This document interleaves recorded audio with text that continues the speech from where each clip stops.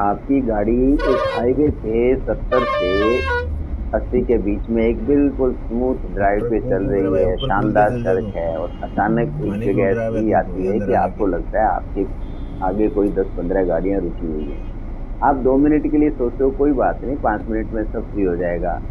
धीरे धीरे पता लगता है कि ये तो मामला बहुत लंबा है, लंबा ट्रैफिक जाम लगा हुआ है। अब ऐसा जब अचानक होता है तो आपको ऐसे लगेगा कि आपको किसी ने अचानक रास्ते चलते उठाकर कोई कैद में डाल दिया हो।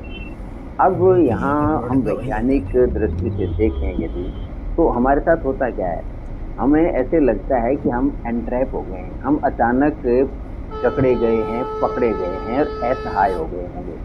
जब अंकुल के असहाय पास से छोटी की लेन है। हमारे सामने सिचुएशन आती है, नहीं तो समझा। हमारी बॉडी में हमारा जो ऊपर सिंपैथेटिक वो सिस्टम है हाईवे वो अब नई एक्टिव बन रही है, होता है। छोटी लेन है। वो एमिगडाला यही कोई होती है चक्कर है। हमारे ब्रेन के अंदर, एक बहुत वहाँ छोटा इकट्ठे सा हो गए होंगे हिस्सा। तो सारा ट्रैफिक वहां जाम से करेगा। वो अ, ऐसा एक एक्टिविटी फ्लाईओवर करती बन है रहा है ना जिसके वो, फलस्वरूप उसके पास का है हमारे ये पूरा। शरीर के अंदर एड्रेनलिन नामक एक न्यूरोट्रांसमीटर कम हार्मोन जैसी चीज होती है, वो रिलीज होती है। और वो जो फाइट एंड फ्लाइट फिनोमेना होता है, जो फियर के अंदर, जो एंगर के अंदर हमारे शरीर में रिलीज होता है, वो रिलीज होता है। तो उसके फलस्वरूप हमें अचानक गुस्सा आता है, हो सकता है हम थोड़ा सिचुएशन को या एडमिनिस्ट्रेशन को या हाईवे अथॉरिटी को गाली गलौज करने लग जाएं, और 1-2 मिनट तो हम वेट करते हैं, फिर आसपास के सब लोग बेचैन होते हैं, पीछे से कोई हॉर्न बजा रहा है, आपको उस पर गुस्सा आ रहा है, साइड में आपको लगता है एक पेड़ की पास की लेन वाला आपके लेन में एंटर होने की कोशिश कर रहा है, तो सब लोग बिल्कुल अजीबोगरीब सी हरकत करते हैं, आपको लगता है मेरी गाड़ी को डैमेज हो जाएगा। और फिर आपके जो सारे प्रोग्राम थे वो सारे डिस्टर्ब होने की पूरी संभावना हो जाती है।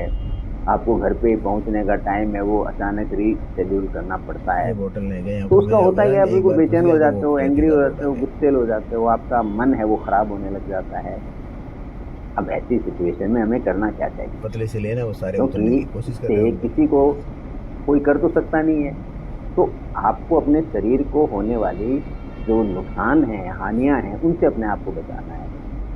तो जो ही आपको लगे कि अंदर कुछ बॉयल अप हो रहा है, तो आप क्या करो, आप लंबा सांस लो, करीब 4 मिनट तक उसको सांस को अंदर खींचो, और फिर 4 सेकंड के लिए उसको रोको। 4 सेकंड के लिए अंदर लंबा सांस लो और 4 सेकंड के लिए उसको रोको, फिर धीरे धीरे उस सांस को छोड़ो आप।